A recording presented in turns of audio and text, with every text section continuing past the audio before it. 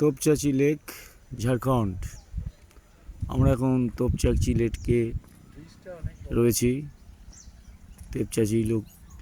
তোপচাঁচি লেকের অসাধারণ দৃশ্য আমরা উপভোগ করছি।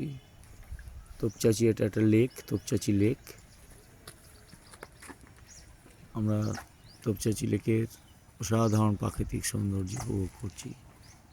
পেছনে একটা পাহাড় আছে, দেখতে পাচ্ছি পেছনে একটা পাহাড়।